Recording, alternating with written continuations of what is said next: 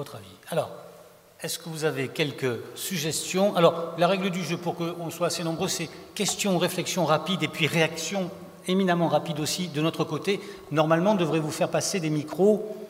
Le monsieur a levé le doigt. Monsieur. Oui, bonjour, André Philippe. Je suis moi-même petit copropriétaire, bailleur d'un logement et d'un parking, en plus de mon logement qui m'appartient. Alors, tout d'abord, combien y a-t-il de personnes en vraie précarité locative? Parce qu'on dit qu'il y a 6 millions ou 7 millions de copropriétaires privés. En admettant qu'il y en ait 3%, ça ferait 180 000. Or, on me dit qu'il y en a moins que ça. Alors, attention, moi, ma question est la suivante, à ne pas légiférer pour 3% ou 4% qui poserait un problème aux 96% restants. Bon, ma deuxième chose, sur l'état des lieux et toutes les formalités. Ben, en effet, vous savez, une personne du niveau bac peut trouver déjà des états des lieux très bien faits, comme il a été dit tout à l'heure. Alors, Paris n'est pas la France. C'est un peu ce qui me pose la question suivante. Pourquoi, dans ce débat, n'a-t-on pas eu un administrateur de biens de l'UNIS qui fasse partie d'une de ces nombreuses villes françaises où il n'y a pas de crise du logement, où il y en a même trop actuellement? On n'arrive pas à louer certains logements. Et il ne faut pas oublier, monsieur, que dans ces grandes villes françaises, un logement coûte 4 fois moins qu'à Paris. Hein? Alors, ne raisonnons pas pour Paris. Nous faisons du parisianisme en ce moment. Voilà. Si vous saviez comment ces mots résonnent aux oreilles d'un Marseillais. Oui, mais là, en l'occurrence, cher monsieur Philippe, je me permets de vous rappeler que vous êtes dans le premier forum de l'UNIS Île-de-France. Et je suis le président national, mais il est normal que nous parlions de Paris, qui est une zone tendue à problème, et nous ne sommes pas aujourd'hui ici pour parler du reste. Et ce que j'ai entendu, très important de votre part, puisque j'ai le privilège, la grande chance de vous connaître par ailleurs, en tant que représentant de l'ARC, quand vous indiquez que ce n'est pas 3% de problèmes qui doivent entraîner des lois, j'aimerais que vous teniez le même problème quand on parlera de la copropriété tout à l'heure, cet après-midi. Merci d'avance d'avoir cette même logique intellectuelle. Alors, sur le problème de la législation sur les loyers et sur l'encadrement des prix, bien évidemment, nous ne parlons aujourd'hui que de Paris, zone tendue. Vous avez parfaitement raison, certains de mes confrères ici présents sont de région française. Ils n'arrivent pas à louer, la problématique n'a rien à voir dans toute la France. Bien entendu, les zones tendues et Paris, c'est du parisianisme, car nous sommes à Paris dans le cadre d'un forum parisien. Ça frictionne hein, quand même. Un petit complément, si vous permettez.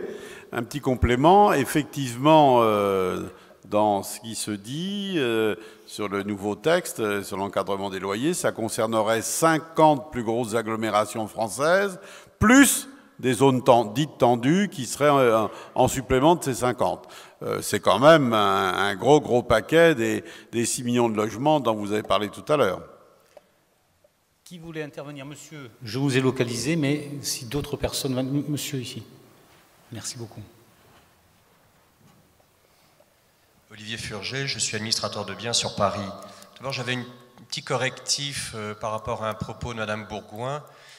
Concernant l'absence de diagnostic, il n'est pas dépourvu de sanctions. Alors vous avez parlé de pénalisation. Heureusement qu'il n'y a pas de sanction pénale, parce que de toute façon ça serait absolument inefficace. En revanche, il y a une énorme sanction civile, c'est la nullité du bail, et éventuellement des dommages et intérêts, qui sont beaucoup plus lourds à mon avis dans l'ambiance actuelle qu'une pénalisation d'absence de diagnostic. Ça c'est un petit propos. Concernant le sujet d'encadrement des loyers, je pense que ce n'est pas en cassant le thermomètre qu'on fait tomber la fièvre. Et ça fait une trentaine d'années que l'immobilier, notamment parisien, est en fièvre. Je pense qu'il faut plutôt s'attaquer aux sources. Et notamment, on a tendance à déconsidérer le propriétaire. Enfin, là, je reprends un propos d'Étienne Ginaud ou de M. Brunel. C'est le propriétaire est considéré comme pas un salaud, mais pas loin. Quand on regarde regardez l'ensemble des médias, enfin pas des médias, mais d'un certain nombre de propos et de rapports bien pensants sur ce sujet, je vous assure que c'est pas très agréable d'entendre ce propos, alors que quand on prend une moyenne, il y a moins de deux logements par propriétaire bailleur en France, donc ce ne sont pas des gros propriétaires fonciers.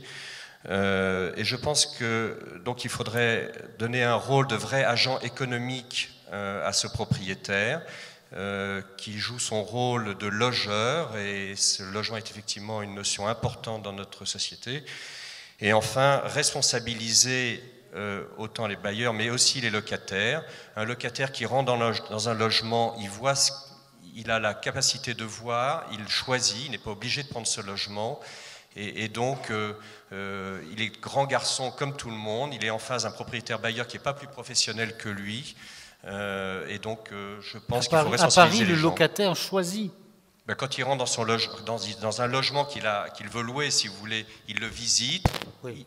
Et après, on le choisit. On le choisit. Alors, Je veux dire, il n'est pas obligé. Ah bah, excusez-moi, le non, locataire n'est pas parce que obligé. je regardais des reportages Oui. qui montraient la sélection qui était très dure et les files d'attente. Mais ça, c'est sans doute elle, des cas. elle est très dure parce que les sanctions sont inefficaces si un locataire ne paye pas. Hein. C'est ça le problème. D'autres réflexions? Alors, parce qu'il y a plusieurs mains qui se tendent, monsieur ici et madame ici. Alors, qu'est-ce qu'on fait? On commence par madame, alors. Logique. On y va. Je vous remercie. Alors, mademoiselle Vier de la FOC, Association Force Ouvrière Consommateurs, et au même titre que la CLCV, on représente donc les locataires au niveau national. Donc, on fait partie des 5 associations qui représentent les locataires au niveau national.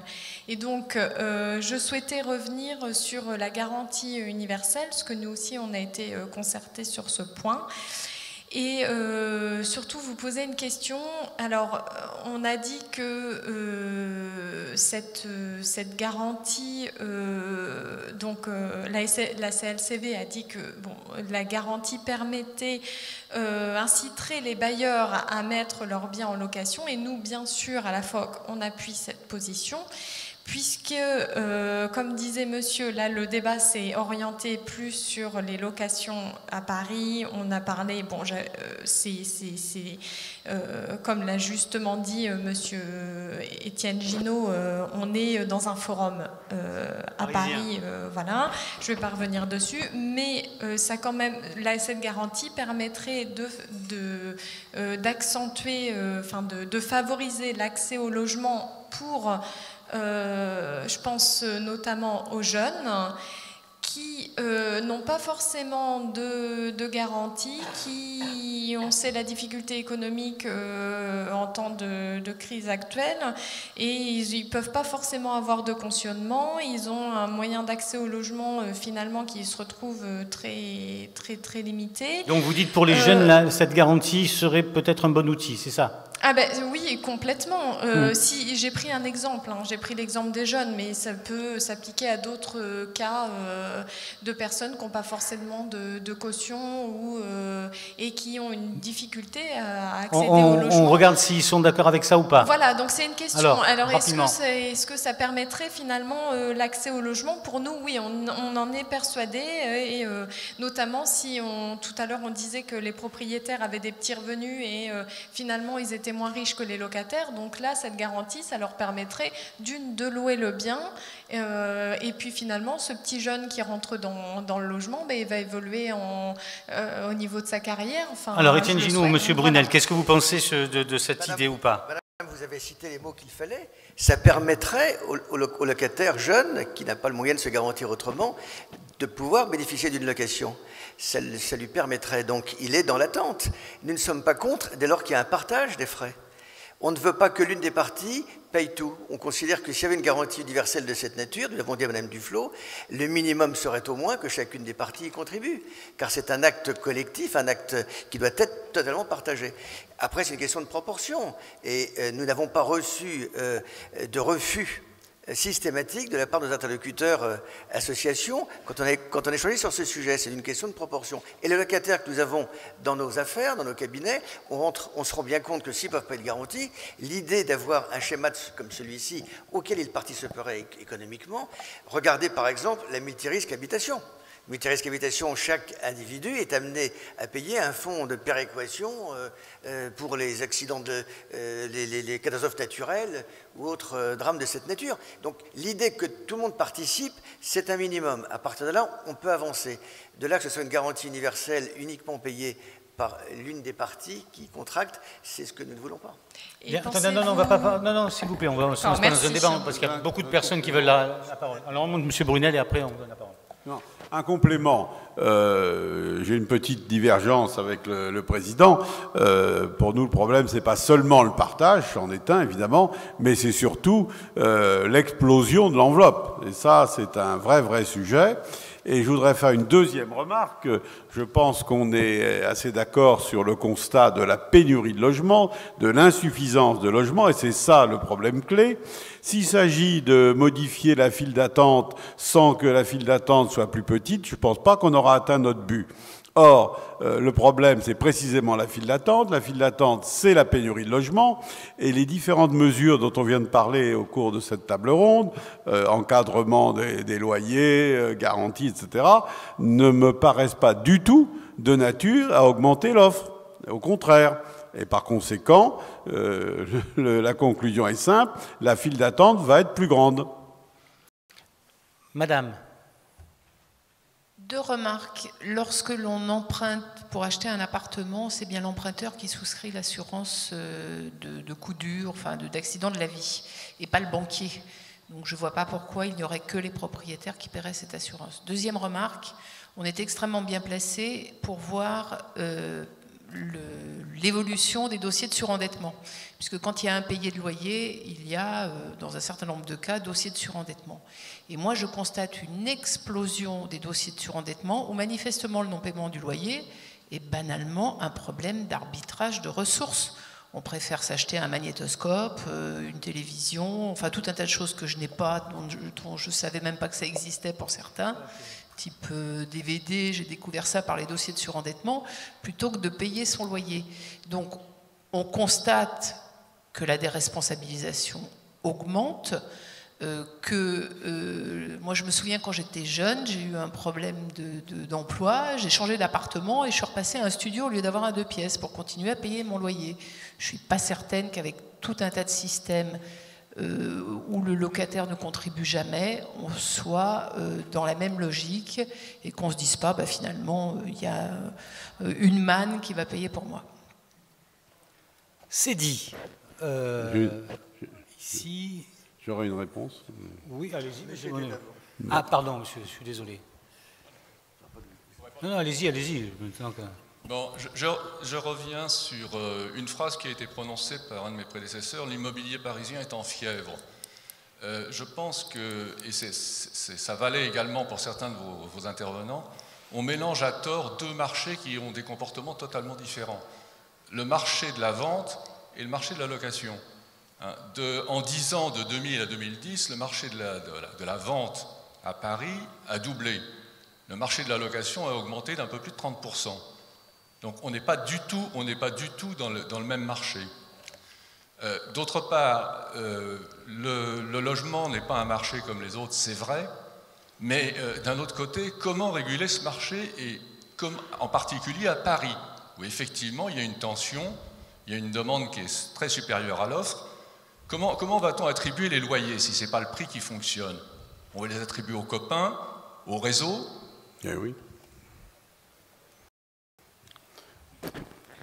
Non, je voulais juste répondre à madame qui a fait l'intervention tout à l'heure pour dire que je suis complètement d'accord avec son intervention. Je trouve que je connais bien le sujet puisque j'ai été président pendant 11 ans et le fondateur de Cofinoga, donc le surendettement, je sais ce que c'est. Nous sommes toujours dans l'attente de textes qui viendraient amoindrir cette affaire, et notamment du fichier positif qui permettrait d'éviter que la même personne puisse dans la même journée ouvrir 20 crédits ou 20 cartes dans des enseignes différentes. Bon, il y a eu des oppositions, on nous promet toujours demain, ça fait 20 ans qu'on nous dit demain. Bon, mais vous avez raison de faire le parallèle, parce que bien entendu, les sujets ne sont pas indépendants, mais par contre, l'analyse des causes ressemble beaucoup. Autrement dit, dans le schéma dont vous parlez, évidemment, les accidents de la vie sont là aussi au cœur du sujet, et par conséquent, on sait les mesurer, on sait les assurer, et on sait trouver des parades. C'est pour ça que je me suis permis de revenir sur l'idée que j'ai émise de séparer en deux les problèmes de non-paiement de loyer. Mais je ne vais pas revenir sur ce sujet. Monsieur, pardon pour tout à l'heure. Non, c'est ouvert normalement. C'est ouvert, oui. Bonjour, Jean-Paul Davos, je suis formateur consultant en droit immobilier, notamment à l'ESPI et dans d'autres structures. Et je souhaiterais revenir sur l'aspect juridique du logement décent, parce qu'en fait, il faut savoir de quoi on parle. Le logement décent concerne surtout le logement ancien, puisque le neuf, par définition, il est livré décent. Donc ça, c'est un problème de quantification. Ensuite, j'ai entendu dire qu'il faudrait développer de nouveaux textes. Or, les textes aujourd'hui existent. La notion de décence est définie par un décret de janvier 2002, du point de vue juridique, un bien qui ne porte pas atteinte à la santé et sécurité de l'occupant. Et deuxièmement, le point de vue technique, par l'article 2 du décret. Donc les textes existent. Il y a simplement un problème d'application, je crois, des textes qui est derrière. C'est effectivement, je rejoins Madame de la CLC, qui dit qui contrôlerait effectivement, parce qu'aujourd'hui, qui contrôle la décence, à part l'administrateur de biens, qui lui a une obligation de délivrance. Et qui la repère? Qui la repère, oui. Qui la repère? Qui la repère, c'est le professionnel, c'est une obligation de vérification. Mais en fait, le problème ne se pose pas pour les professionnels, il se pose pour les propriétaires privés. Je crois que la question a été soulevée par M. Borrell, et c'est effectivement les propriétaires privés qui posent problème. Aujourd'hui, qui contrôle, c'est le maire qui peut intervenir en cas d'insalubrité, et éventuellement, si le locataire connaît bien les textes, peut faire une intervention auprès de la commission conciliation, avec les délais administratifs que ça comporte. Donc derrière, qui contrôle, ça c'est effectivement le problème. Il y a peut-être la matière aussi à créer des emplois pour des jeunes, pour faire contrôler ce qu'est l'état de la décence, et puis derrière agir, puisque les professionnels agissent, mais il y a un problème d'information et de formation du grand public pour qu'effectivement ils livrent des logements décents. Et je voudrais dire sur les diagnostics, il ne me semble pas que les diagnostics soient tous obligatoires. Le seul aujourd'hui qu'il est, c'est le RNT, par lequel le locataire peut contester le prix et peut augmenter, enfin demander la constitution, enfin la réalisation de loyer. Voilà, et je crois que j'avais autre chose à dire, mais c'est déjà pas mal. Je pourrais revenir plus tard. C'est déjà pas mal. Respirer, souffler, vous avez un mot à dire? Non, juste effectivement sur les diagnostics, ils ne sont pas tous soumis à des sanctions en cas de défaut. Certains oui, mais pas tous. Voilà, c'est juste cette précision. D'autres personnes souhaitent s'exprimer? Monsieur, pardon. Ah, ça fait 2 fois que ça vous passe devant. Je l'aurai un jour, je l'aurai. Merci. François Thouard, donc administrateur de biens parisien. Je voulais m'exprimer sur sur les locataires et les propriétaires, les bailleurs privés. Il y a des appartements qui sont proposés à la location par des propriétaires particuliers qui ne passent pas par des professionnels, UNIS ou pas. UNIS. Voilà, UNIS. Et qui présentent des appartements complètement insalubres dans lesquels c'est complètement impressionnant, avec des tarifs, dont un que j'ai vu la semaine dernière, 9 mètres carrés pour 500 € plus charge dans le 17e.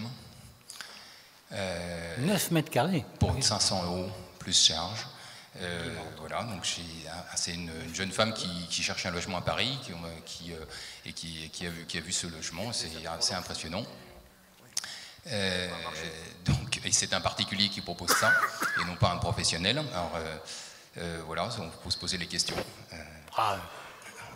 Bon alors, qu'est-ce qu'on dit de ces 9 mètres carrés insalubres à 500 et quelques? J'ai pas dit qu'il était insalubre, j'ai parlé du prix. Il était cher. Mais ça existe dans tous les immeubles haussmanniens. La réponse est dans la question. Les textes existent, 9 mètres carrés, on n'a pas un logement décent, dès lors qu'on y ajoute salle d'eau, on y ajoute une cuisine, etc. Donc, ouvertement, il y a donc un marché qui ignore, je vais être gentil, qui ignore les textes, en présentant carrément d'une façon officielle 9 mètres carrés à tel prix. Alors, c'est plus une question de prix, c'est une question de méconnaissance totale du marché, parce qu'il n'y a pas de sanction. Les gens n'ont pas à faire attention, car si les textes existent, nous sommes parfaitement d'accord, ils sont totalement incomplets, puisqu'ils n'ont pas sorti de sanctions. Alors, quel est l'intérêt d'avoir des textes inapplicables, inappliqués, dans la mesure où on a il y a réponse à ces questions sur les deux interventions. Et sur les diagnostics, comme il était dit tout à l'heure à la tribune, les propriétaires particuliers qui sourient en disant moi les diagnostics, je le sais, mais je le fais pas parce que ça n'a aucun intérêt, j'ai pas envie de dépenser quelques centaines d'euros pour ce genre de choses. Et alors qu'en qualité de représentant d'un bailleur, avec la responsabilité qui va pour le bailleur et pour nous, on fait les diagnostics, et c'est certain que ça nous pénalise par rapport à un bailleur qui va dire bah, moi je le fais tout seul et ça me coûtera moins cher. Merci beaucoup de votre témoignage. Monsieur, dernière question avec vous. Ça y est, tout arrive, hein, qui sait attendre. C'est pas une question, c'est une réflexion. Stanislas de Nanteuil, administrateur de biens à Paris. C'est une constatation, en fait. Aujourd'hui, nous constatons que dans Paris intramuros, et même dans les proches banlieues, les propriétaires se désengagent. Ça rejoint ce que disait monsieur qui évoquait la dichotomie entre le marché de la location et le marché de la vente. La rentabilité des appartements actuellement est tellement basse que dès que possible, les propriétaires vendent. Donc le problème ne va même plus se poser à Paris, en région parisienne. Ne rêvons pas, tout ce que la CLCV et autres organismes évoquaient, ça n'aura même plus lieu d'être puisqu'il n'y aura plus d'investisseurs. Nous constatons que nos clients, dès qu'ils le peuvent, dès qu'ils ont 1 ou 2 appartements, ils n'ont qu'une chose en tête, c'est de vendre. Bon, alors si c'est ce que vous voulez voir perdurer, continuez à inciter Madame Duflot à prendre des mesures telles qu'elle se prépare à les prendre, c'est-à-dire, je vous dévoile en avant-première peut-être pour certains d'entre vous, une petite mesure qui va nous occuper, je pense, ces prochaines années, c'est, pour ceux qui connaissent, le 17C à l'envers, c'est-à-dire que le propriétaire actuellement peut essayer de remettre avec beaucoup de difficultés à flot un loyer qui est notoirement sous-évalué. Encore, c'est la moitié de la différence, étalée sur 6 ans. Enfin bref, je ne vous cache pas que c'est un parcours du combattant. Et au passage, aujourd'hui, s'il y a du plomb dans les peintures que les enfants risquent de lécher, notamment sur les volets, comme chacun sait, les enfants lèchent les volets parce qu'ils adorent ça, ils sont obligés de repeindre l'appartement quand ils font un 17C parce que c'est un nouveau bail et qu'il faut à ce moment-là faire le diagnostic plomb. Donc, Madame Duflot s'apprête à nous faire un 17C à l'envers, c'est-à-dire que les locataires qui estimant avoir un loyer notoirement surévalué, vont pouvoir obtenir de leur propriétaire en apportant 6, ou peut-être ça sera peut-être pas 6, ça sera 2 ou 3 références, ça suffira pour les locataires, démontrant que le loyer est surévalué, et à ce moment-là, on rabaissera le niveau du loyer à quelque chose d'inférieur qui va améliorer la rentabilité qui est à peu près négative actuellement sur les appartements dans Paris. Donc tout va se vendre, petit à petit, ça fera baisser probablement le prix des logements à Paris, ça c'est une bonne chose, sauf que ça n'ira que pour ceux qui ont la possibilité d'acheter. Et bien les locataires en Paris et en région parisienne, permettez-moi de vous dire qu'il faut oublier ça. Il faut être tombé du 6e étage sur la tête, monsieur le Méta, pour investir dans la location à Paris. Alors je ne voulais pas plus plomber la réunion en donnant une information de cette nature, car la problématique aujourd'hui n'est pas tant l'encadrement aux zones tendues, pour ça, M. Philippe, qu'on parlait d'un forum parisien, qui n'a évidemment rien à voir avec certaines régions où les prix ont plutôt baissé, où on n'arrive pas à louer. Restons sur Paris, en complément de ce que vient d'indiquer mon confrère Nanteuil. Le problème, il n'est pas d'encadrer les loyers en zone tendue, c'est de les faire baisser. Comment les faire baisser? Et alors là, on rejoint le propos de M. Brunel également, où allons-nous trouver des propriétaires qui auront encore l'envie, mais ce n'est pas dans le secteur, je n'ai pas la réponse. Vous l'avez. Bien, écoutez, sur ces propos tout à fait optimistes, nous allons nous séparer. J'espère que vous avez pris le même plaisir qu'on a pris nous sur cette tribune, d'un débat animé, et je l'espère dont il restera quelques traces. Merci à tous, et puis à cet après-midi si vous avez encore quelques forces.